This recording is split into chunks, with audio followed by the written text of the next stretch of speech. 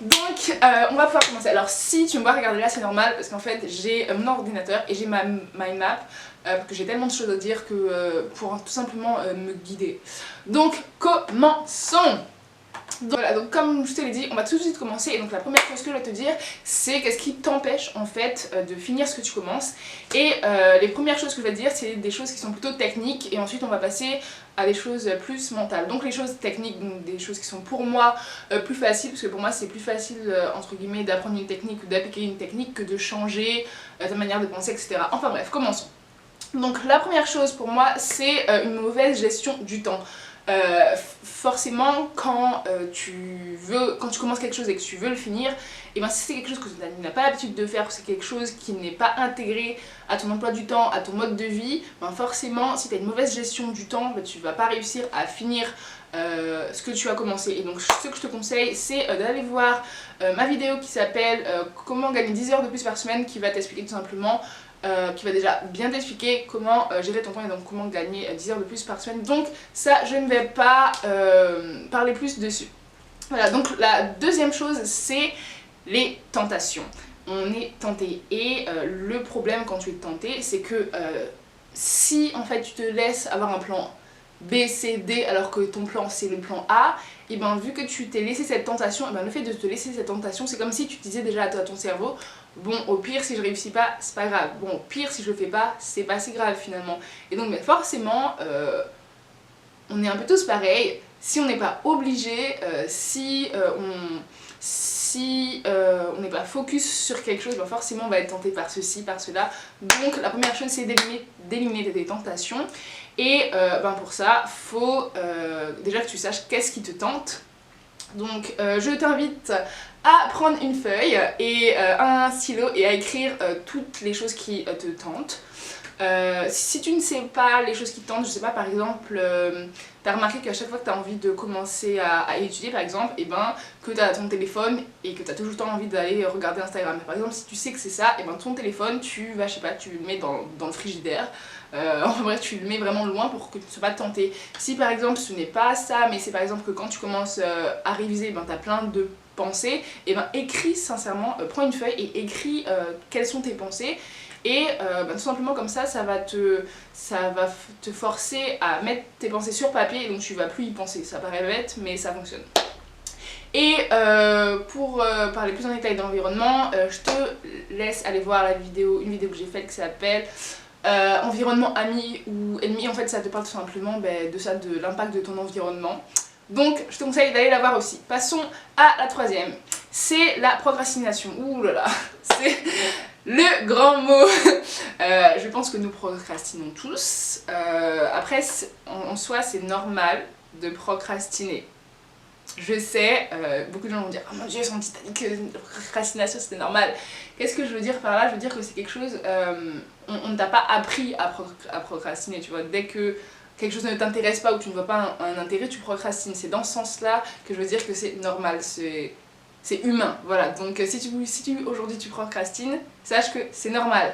Après, c'est pas parce que c'est normal que tu ne peux pas faire quelque chose pour améliorer ça. Donc voilà. Donc comment entre guillemets essayer de hacker ta procrastination et de l'anéantir, même si tu peux pas vraiment l'anéantir totalement, mais déjà la première chose qu'il faut faire, c'est de couper ton gâteau en des parts minuscules. Qu'est-ce que je veux dire par là?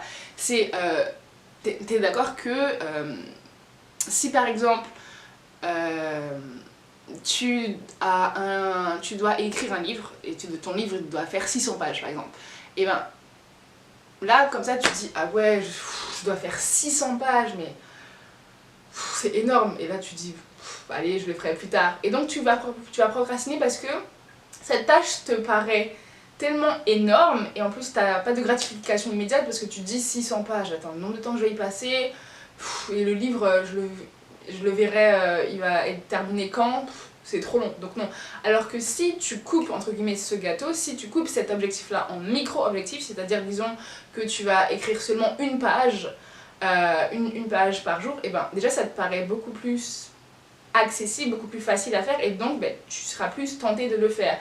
Et en faisant ça, en général, tu vas procrastiner moins. En fait, plus tu vas découper ton gros objectif en micro-objectifs, plus tu auras tendance à moins procrastiner.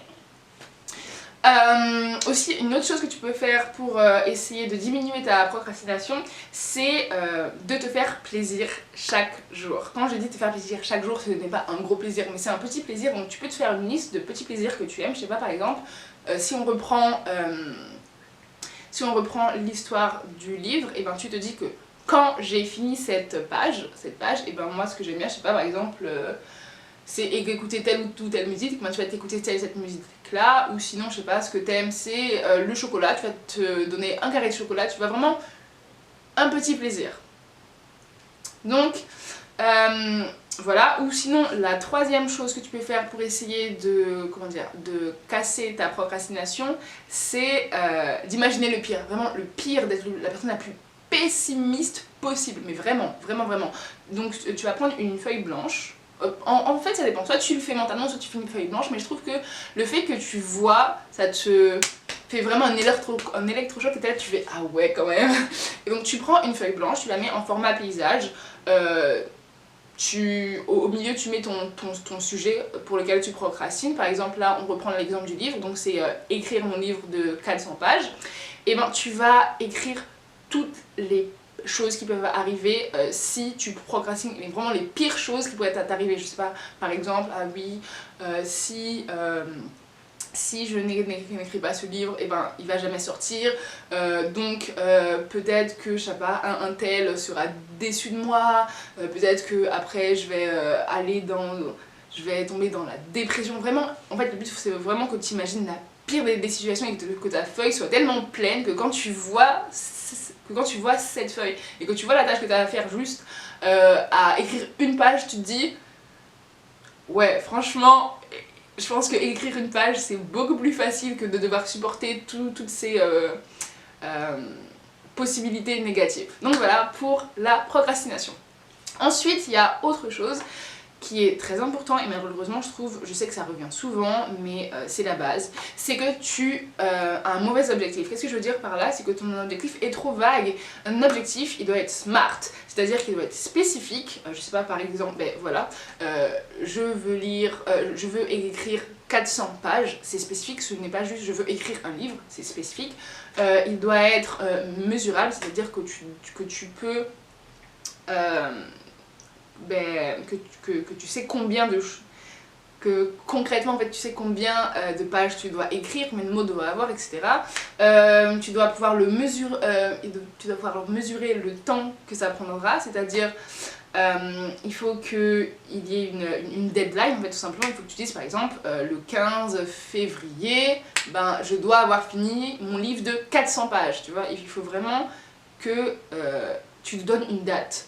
Et il faut que ce soit accessible. Par exemple, disons si tu n'as jamais couru un marathon, tu vas pas te dire que dans un mois, allez, je vais courir le marathon et je vais faire le marathon en 1 heure. C'est pas possible.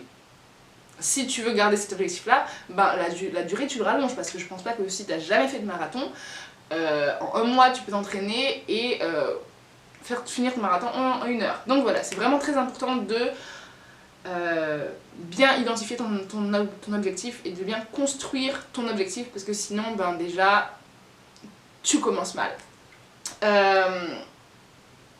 Voilà.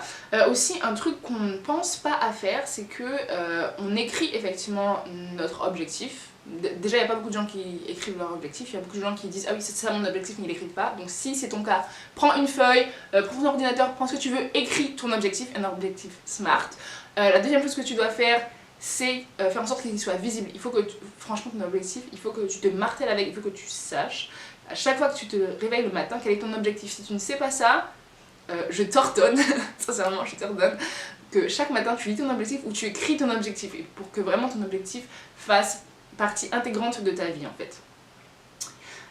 Voilà. Ah oui aussi, quelque chose qu'on ne fait pas en général quand on se donne un objectif, c'est qu'on n'écrit pas les difficultés possibles qu'on pourrait rencontrer dans le chemin pour atteindre cet objectif. Et aussi, un truc qu'on ne fait pas assez souvent, selon moi, c'est qu'on n'écrit pas qu'est-ce qui nous manque en fait pour atteindre notre objectif. Donc là je vais pas m'étendre dessus parce que le sujet de cette vidéo c'est pas sur les objectifs, mais si tu veux une vidéo dessus, n'hésite pas à me dire en commentaire. Enfin bref, on passe avec cette 1, 2, 3, quatrième raison pourquoi on ne finit pas ce qu'on commence. La 5e raison, c'est la flemme ou un manque de discipline. Oui, j'ai déjà parlé de l'autodiscipline dans d'autres vidéos, donc je t'invite à aller regarder.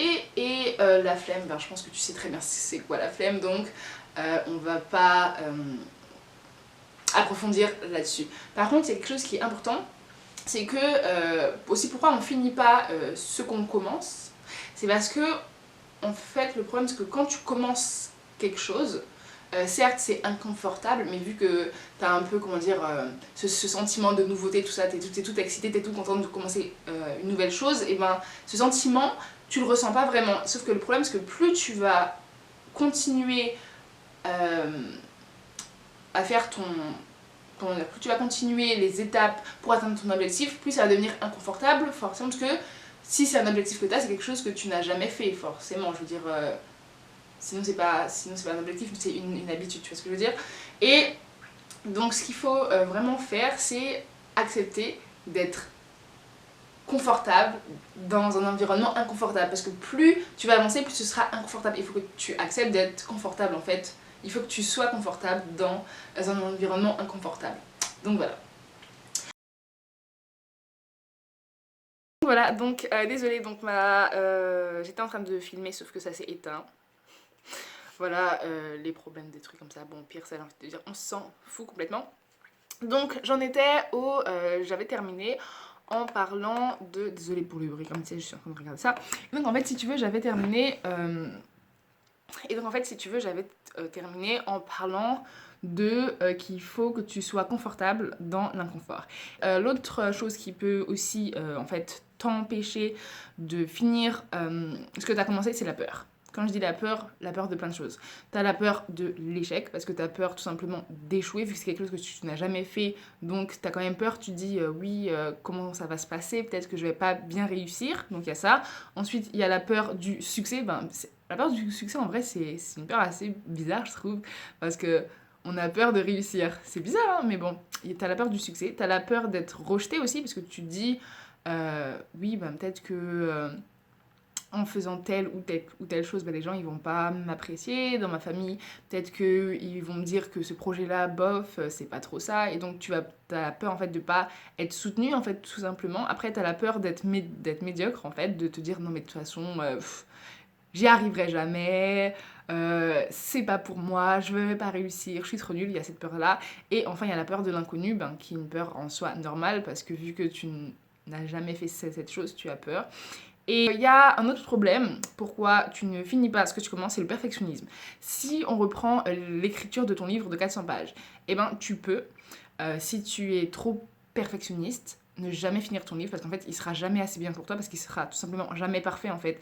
Et je sais pas si tu écris, moi j'écris de temps en temps, et quand tu écris, le problème c'est qu'au début tu écris, et quand tu relis ce que tu as écrit, mais tu trouves que c'est tellement nul ce que tu as écrit, et tu te dis non en fait là c'est mieux, et au final tu passes des jours, des semaines, voire des mois sur la même page, et ton livre il sort jamais en fait. Donc le perfectionnisme c'est pas super bien.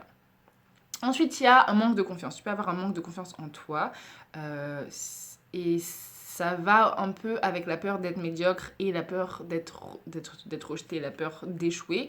C'est que vu que tu n'as pas confiance en toi, et ben tu ne finis pas entre guillemets ton projet consciemment ou inconsciemment, comme ça en fait ça te donne entre guillemets ça te prouve dans tous les cas que effectivement comme tu pensais depuis le début que tu n'avais pas confiance et que tu n'y allais pas réussir, vu que tu finis pas en fait, tu te donnes toi-même cette preuve là en fait. Donc si tu as un manque de confiance en toi, il faut vraiment que tu règles ce problème.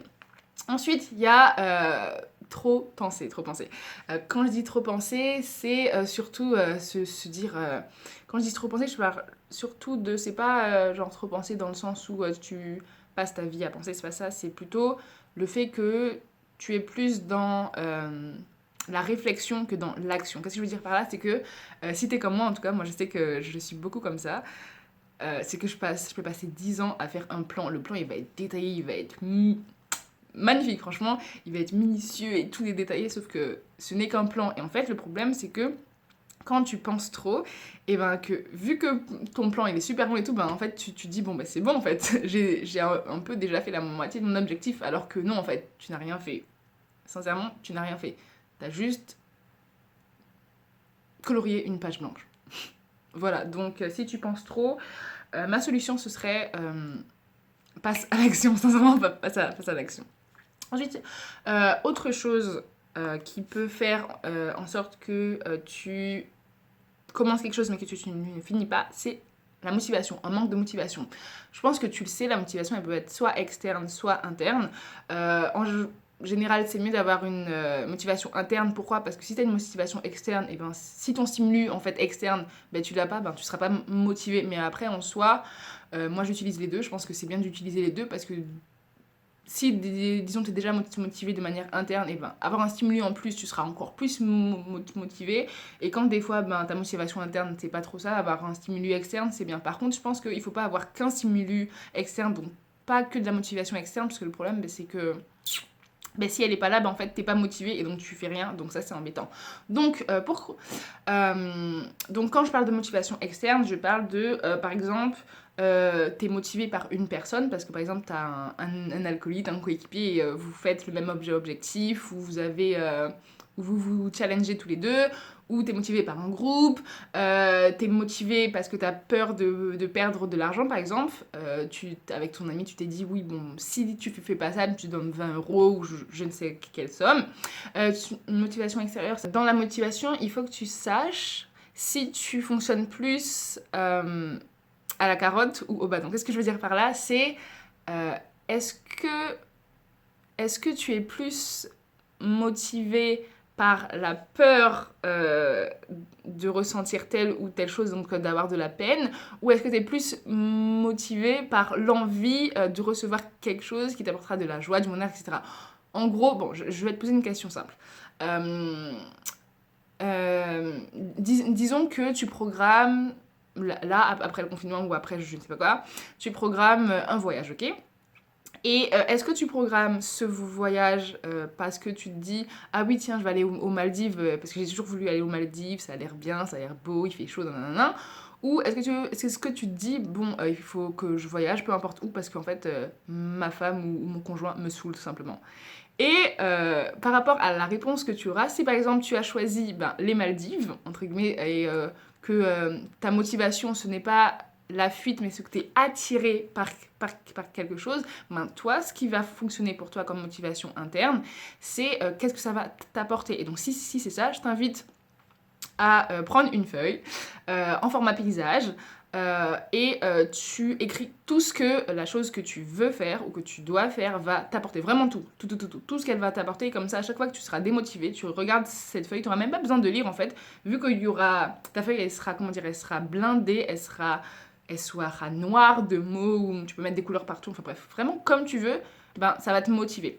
Et si par contre tu as voulu aller aux Maldives pour fuir ta femme, et tu es plus, ce qui te motive en fait c'est d'éviter la peine, d'éviter ces sentiments, ces émotions négatives, tout ça, et donc tu vas plutôt fonctionner au bâton. Donc tu vas faire la même chose, sauf que tu vas prendre la même chose, tu vas prendre une feuille, au milieu tu vas mettre la chose que tu dois faire, etc. Et tu vas écrire tout ce que tu vas rater, tout ce que tu vas devoir subir si tu ne fais pas la chose que tu dois faire. Donc c'est-à-dire, disons que tu dois lire un livre, ok. Et par exemple, tu vas dire oui, si je ne lis pas ce livre, mon père sera pas fier de moi. Si je lis pas ce livre, je serai bête. Si je lis pas ce livre, j'aurai une mauvaise note. Si je lis pas, enfin bref, plein de choses. Alors que si tu fonctionnes avec la carotte, tu mettras plus des choses positives parce que tu seras attiré. Alors que quand tu fonctionnes au bâton, t'es pas attiré, mais tu es repulsed, t'es comment on dit ça. Et voilà. Donc maintenant,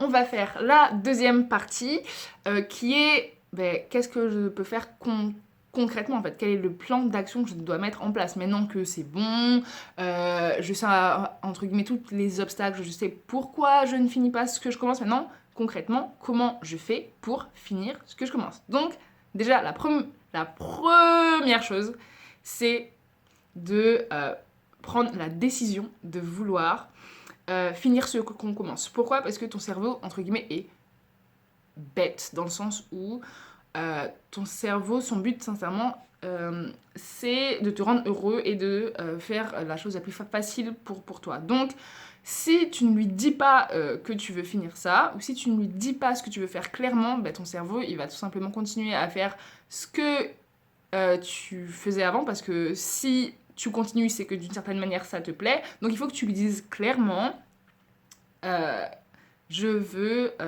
faire ça, finir ça, nanana. Faut vraiment que ce soit clair. Il faut que tu le dises clairement à ton cerveau. Ça peut être un peu schizophrène, je te l'avoue.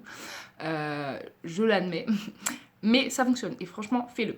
Ensuite, la deuxième chose qu'il faut que tu fasses, c'est de prendre 100% de tes responsabilités. Qu'est-ce que je veux dire par là ? C'est que si tu ne finis pas ce que tu commences, ce n'est pas de la faute de X, de Y, de Z, ce n'est pas de la faute de l'environnement. Normalement, tu as déjà fait ton objectif SMART. Ensuite, tu as un plan. Je pense que tu sais comment faire un plan. Voilà.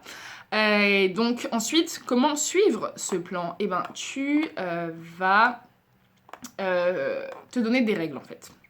Quand je te dis des règles, c'est que chaque jour, tu vas te focaliser sur maximum, vraiment maximum, 3 actions qui vont faire en sorte que tu avances vers ton but. 3 actions max, vraiment 3 actions maximum. Ensuite, il faut que tu te donnes des règles. Je pense que tu sais, il faut que tu te donnes des limites en fait, tout simplement des limites. Il faut que tu te donnes des limites. Donc, il faut que tu te donnes par jour 5 choses à faire. Donc, 5 choses à faire. Donc, c'est le but de ça, c'est avancer toujours vers ton objectif. Un exemple, tu peux dire lire 30 pages. Et il faut que tu te donnes 5 choses à ne pas faire. Le but, c'est d'enlever les distractions. Et donc, c'est aussi...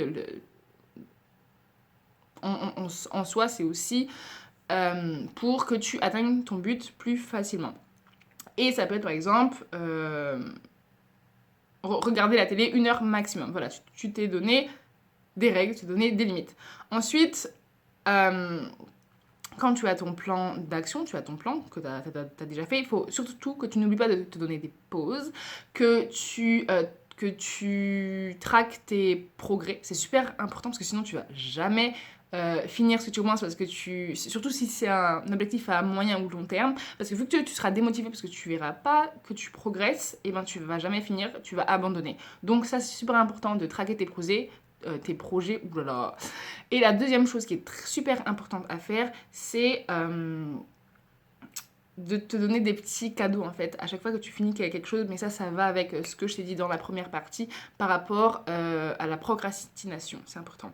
Aussi, ton hygiène de vie est super important. Si tu ne manges pas bien, si tu dors pas bien, si tu fais pas de sport, tu n'auras pas assez d'énergie. Aussi, toutes tes hormones, tout ça, elles seront pas assez bien balancées, donc tu seras plus enclin à tout simplement te laisser aller et à ne pas faire ce que tu dois faire. Et maintenant, je vais te donner quelques petites astuces que j'utilise quand j'ai vraiment la flemme, j'ai envie de procrastiner, j'ai envie de rien faire. Et malgré ça, je le fais grâce à ces petites techniques. Donc la première petite technique, je l'appelle la règle des 3.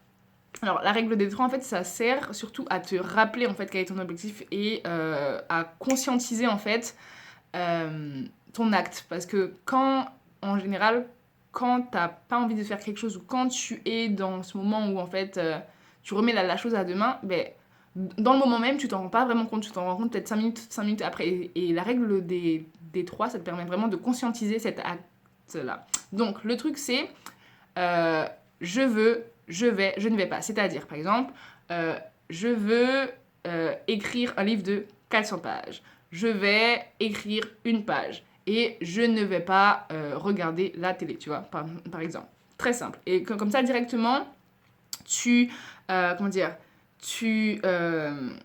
recadres ton cerveau, tu regardes ton focus, tu regardes vraiment tout vers ton objectif. Si ça ne fonctionne pas, il y a la règle des 10-10-10. C'est quoi la règle des 10-10-10 ? En fait, ça sert aussi à conscientiser. De toute façon, toutes les astuces que je vais te donner, c'est pour conscientiser vraiment ton acte et pour que ce soit plus facile pour toi de finir ce que tu commences.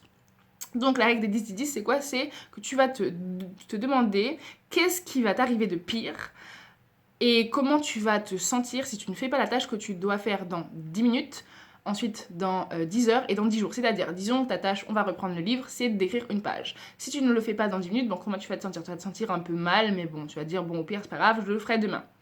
Ensuite, si tu ne le fais pas dans 10 heures, tu vas commencer à avoir un sentiment de culpabilité, tu vas commencer à regretter. Et si tu ne le fais pas dans 10 jours, tu vas te sentir mal, tu vas commencer même peut-être à te dévaloriser parce que tu vas te dire, ouais, de toute façon, je finis jamais ce que je fais et tout. Et donc, en appliquant la règle des 10-10, tu vas conscientiser ça, comme je l'ai dit tout à l'heure. Et donc, normalement, ça va te donner envie d'écrire cette page.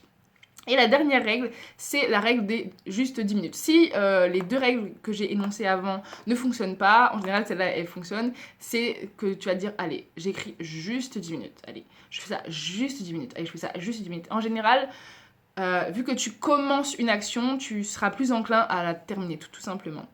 Donc voilà, je regarde juste si j'ai rien oublié. Donc voilà, donc j'espère que cette vidéo t'aura plu. Franchement je m'excuse, elle n'était pas du tout vraiment organisée.